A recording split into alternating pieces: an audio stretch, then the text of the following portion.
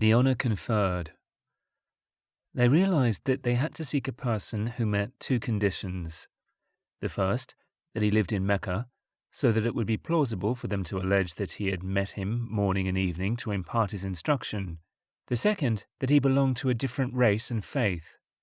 This would make it easier for them to claim that such a person could impart to him knowledge that they themselves lacked. When they looked for a person who met these two conditions, they only came up with a Greek blacksmith. Yes, they were able to produce none other than a young man who was well known in the marketplace, but not in study circles. Unlike them, he was neither illiterate nor an idolater. He was a Christian who could read and write. Hence, he could be, according to them, a suitable teacher for Muhammad, and a scholar who could teach all Christian monks and Jewish rabbis, as well as the world at large. Let us now inquire about this man.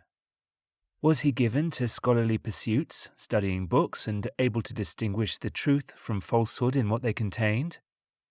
Was he equipped with the mental faculties of perception and understanding that would make him suitable for this role?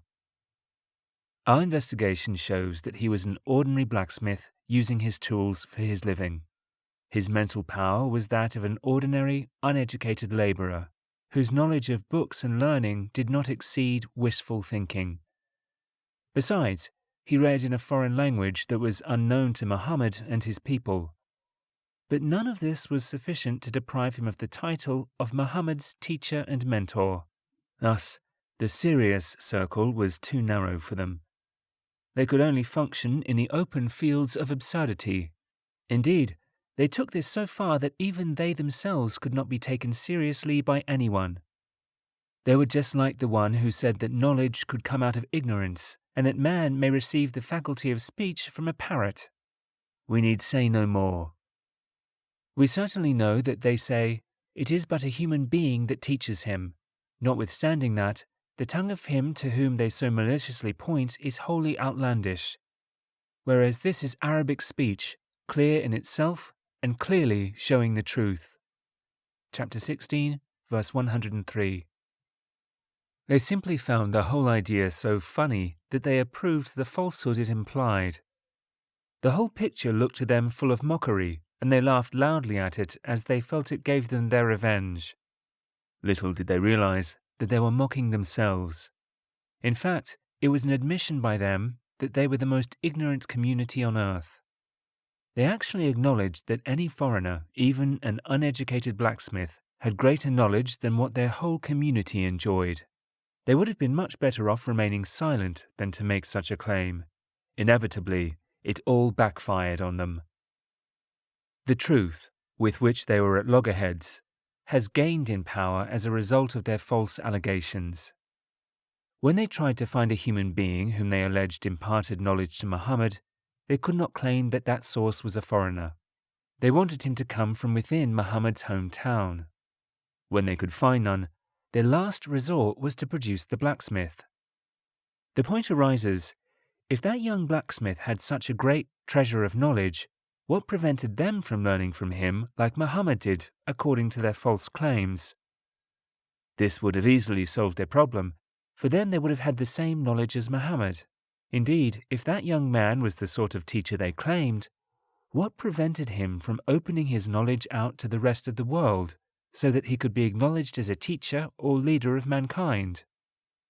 Besides, why did they not attribute those disciplines unknown to them to the people who spent a lifetime learning them, such as the Jewish rabbis in Medina or the Christian priests in Syria? This would certainly have been more plausible and more convincing. This claim could have been promoted much more easily than the one attributing such knowledge to a blacksmith in Mecca. Was the whole earth too narrow for them, that they could not find a more knowledgeable person in religion and history than that blacksmith? The fact is that they considered a claim of foreign teaching even less plausible and certainly unacceptable. Had they resorted to it, they would have been more forcefully accused of arrogant obstinacy. Hence, they felt that they needed to narrow the circle of their accusations. But their falsehood has been easily seen for what it is. These were Muhammad's people, his most hardened opponents. They were fully aware of his travels, movements, and other actions. Yet they were totally unable to establish any learning contact between him and the people of knowledge in his own time. Nevertheless, the atheists of today, more than 13 centuries after his message, when all events have been determined and all accounts settled, persist in trying to establish such a connection. What is even more singular is that they try to find such a connection in historical garbage, in an area which his own people could not lower themselves to investigate. We tell them to spare themselves such efforts. The Quraysh, Muhammad's tribe, had exhausted it long before them. Let them turn away from this area, for logic and history have shown that all such attempts are destined to miserable failure.